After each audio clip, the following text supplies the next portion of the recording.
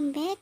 Next, kita akan belajar mengenai perkembangan bahasa ekspresif pada anak usia dini. Tapi sebelumnya jangan lupa subscribe dan nyalakan loncengnya ya.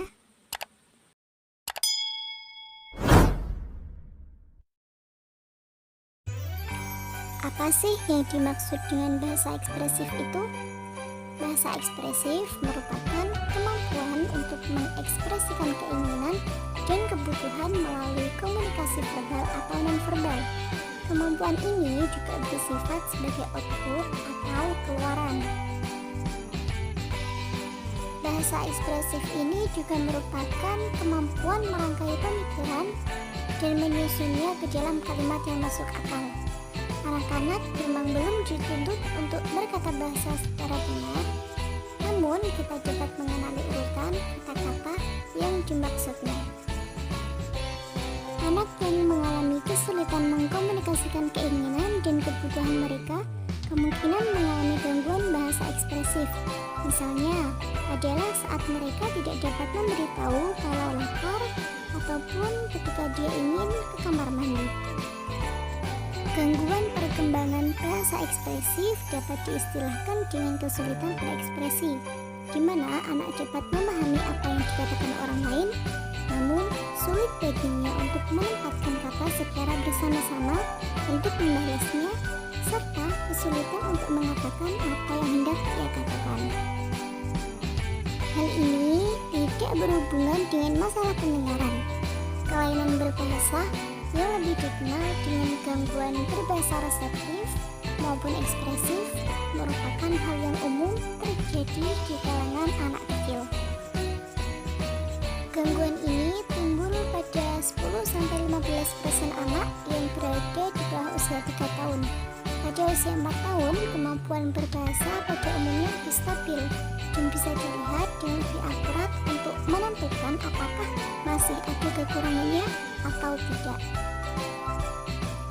Beberapa cara menangani gangguan bahasa ekspresif ketika di rumah. Komunikasi merupakan kemampuan dasar manusia yang paling penting dan sangat dimaklumi apabila gangguan berbahasa menjadi sumber kecemasan para orang tua untuk anak-anaknya. Kelainan berbahasa merupakan masalah belajar yang serius, namun sangat mungkin untuk diatasi, khususnya jika dimulai sejak dini. Cara yang pertama yaitu memastikan anak mengerti. Seseorang yang mengalami kesulitan untuk menemukan kata-kata yang ingin diucapkan atau kesulitan membentuk kalimat terstruktur, seringkali juga mengalami kesulitan untuk mengerti kosakata dan juga tata bahasa.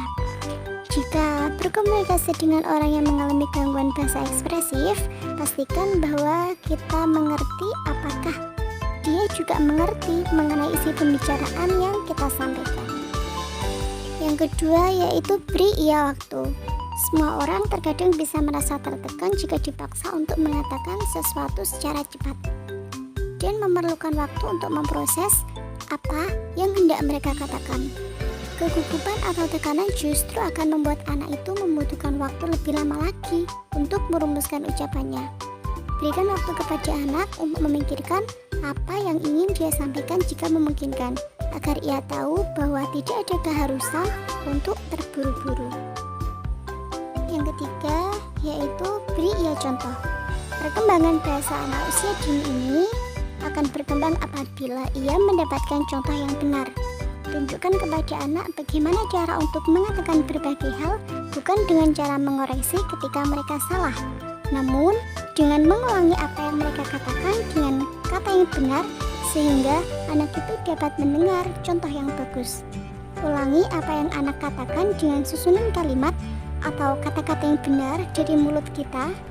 Tidak perlu mengatakan kepada anak jika dia itu salah untuk mengucapkan sesuatu. Yang keempat yaitu tambahkan beberapa kata.